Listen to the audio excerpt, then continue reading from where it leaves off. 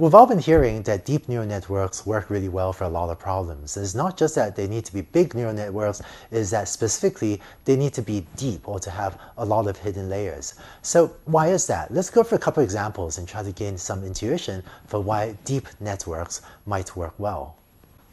So first, what is a deep network computing? If you're building a system for face recognition or face detection, here's what a deep neural network could be doing. Perhaps you input a picture of a face, then the first layer of the neural network you can think of as maybe being a feature detector or an edge detector. In this example, I'm plotting what a neural network with maybe 20 hidden units might be trying to compute on this image, with the 20 hidden units visualized by these little square boxes. So for example, this little visualization represents a hidden unit that's trying to figure out if, where are the edges of that orientation in the image. And maybe this hidden unit might be trying to figure out where are the horizontal edges in this image. And when we talk about convolutional networks in a later course, this particular visualization will make a bit more sense. But informally, you can think of the first layer of the neural network as looking at a picture and trying to figure out, where are the edges in this picture. Now that it's figured out where are the edges in this picture by grouping together pixels to form edges, it can then take the detected edges and group edges together to form parts of faces. So for example, you might have a little neuron trying to see if it's finding an eye, or a different neuron trying to find that part of the nose. And so by putting together lots of edges, it can start to detect different parts of faces. And then finally, by putting together different parts of faces, like an eye or a nose or an ear or a chin, it can then try to recognize or detect different types of faces. So intuitively, you can think of the earlier layers of a neural network as detecting simpler functions like edges, and then composing them together in the later layers of a neural network so that it can learn more and more complex functions. These visualizations will make more sense when we talk about convolutional nets. And one technical detail of this visualization, the edge detectors are looking in relatively small areas of an image, maybe very small regions like that. And then the facial detectors, can look at maybe much larger areas of the image. But the main intuition when you take away from this is just finding simpler things like edges and then building them up, composing them together to detect more complex things like an eye or a nose, and then composing those together to find even more complex things.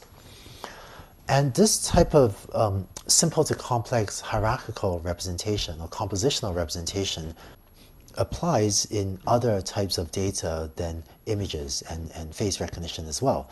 For example, if you're trying to build a speech recognition system, it's harder to visualize speech, but if you input an audio clip, then maybe the first level of a neural network might learn to detect low-level audio waveform features, such as, is this tone going up, is it going down, is it white noise or sibilant sound like s, right?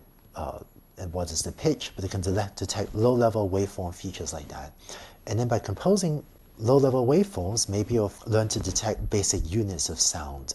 So in linguistics, they're called phonemes. But for example, in the word cat, the k is a phoneme, the a is a phoneme, the t is another phoneme, but it learns to find maybe the basic units of sound. And then composing that together, maybe you learn to recognize words in the audio, and then maybe you can compose those together in order to recognize entire phrases or sentences. So a deep neural network with multiple hidden layers might be able to have the earlier layers learn these lower level simpler features, and then have the later deeper layers then put together the simpler things that's detected in order to detect more complex things, like recognize specific words or even phrases or sentences that you're uttering in order to carry out speech recognition. And what we see is that whereas the earlier layers are computing what seems like relatively simple functions of the input, such as where are the edges, by the time you get deep in the network, you can actually do surprisingly complex things, such as detect faces or detect words or phrases or sentences. Some people like to make an analogy between deep neural networks and the human brain, where we believe, or neuroscientists believe, that the human brain also starts off detecting simple things like edges in what your eyes see, and then builds those up to detect more complex things like the faces that you see. I think analogies between deep learning and the human brain are sometimes a little bit dangerous, but there is a lot of truth to this being how we think the human brain works, and that the human brain probably detects simple things like edges first and then puts them together to form more and more complex objects. And so that has served as a loose form of inspiration for some deep learning as well. We'll say a bit more about the human brain, or about the biological brain, in a later video this week. The other piece of intuition about why deep networks seem to work well is the following. So this result comes from circuit theory, which pertains to thinking about what types of functions you can compute with different AND gates and OR gates and NOT gates, basically logic gates. So informally, they're functions you compute with a relatively small but deep neural network. And by small, I mean the number of hidden units is relatively small. But that if you try to compute the same function with a shallow network, so if you aren't allowed enough hidden layers, then you might require exponentially more hidden units to compute. So let me just give you one example and illustrate this a bit informally.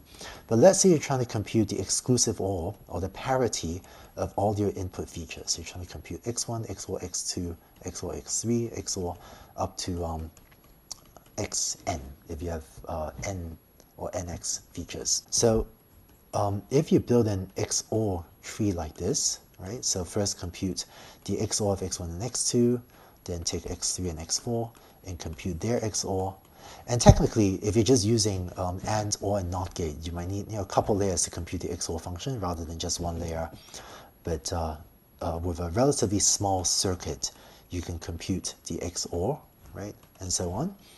And then you can build really an XOR tree like so, until eventually you have a circuit here that outputs, let's call this y, that outputs y hat equals y, the exclusive OR, or the parity of all of these input bits. So to compute the XOR, the depth of the network will be on the order of log n, right, with this type of XOR tree. So the number of nodes, or the number of circuit components, or the number of gates in this network is not that large. You don't need that many gates in order to compute the exclusive OR. But now, if you're not allowed to use a neural network with multiple hidden layers, with, in this case, order log n hidden layers, if you're forced to compute this function with just one hidden layer, right? So you have all these things going into, set of hidden units, and then these things then outputs y. Then in order to compute the parity of or to compute this XOR function, this hidden layer will need to be exponentially large, because essentially you need to exhaustively enumerate all 2 to the n possible configurations, or on the order of 2 to the n possible configurations of the input bits that result in the exclusive OR being either 1 or 0. So you end up needing a hidden layer that is exponentially large in the number of bits. I think technically you could do this with 2 to the n minus 1 hidden units, right? But that's the order 2 to the n. So it's going to be exponentially large in the number of bits. So I hope this gives a sense that there are mathematical functions that are much easier to compute with deep networks than with shallow networks. I have to admit, I personally found the result from circuit theory less useful for gaining intuitions, but this is one of the results that people often cite when explaining the value of having very deep representations. Now, in addition to these reasons for preferring deep neural networks, to be perfectly honest, I think the other reason the term deep learning has taken off is just branding, right? These things used to be called neural networks with a lot of hidden layers, but the phrase deep learning, it's just a great brand. It's so deep, right? So I think that once that term caught on, that really neural networks rebranded, or neural networks with many hidden layers rebranded, helped to capture the popular imagination as well. But regardless of the PR branding, deep networks do work well. Sometimes people go overboard and insist on using tons of hidden layers, but when I'm starting out with a new problem, I'll often really start out with even logistic regression, then try something with 1 or 2 hidden layers and use that as a hyperparameter, use that as a parameter or hyperparameter that you tune in order to try to find the right depth for your neural network. But over the last several years, there has been a trend toward people finding that for some applications, very, very deep neural networks, with maybe many dozens of layers sometimes, can sometimes be the best model for a problem. So that's it for the intuitions for why deep learning seems to work well. Let's now take a look at the mechanics of how to implement not just forward propagation, but also back propagation.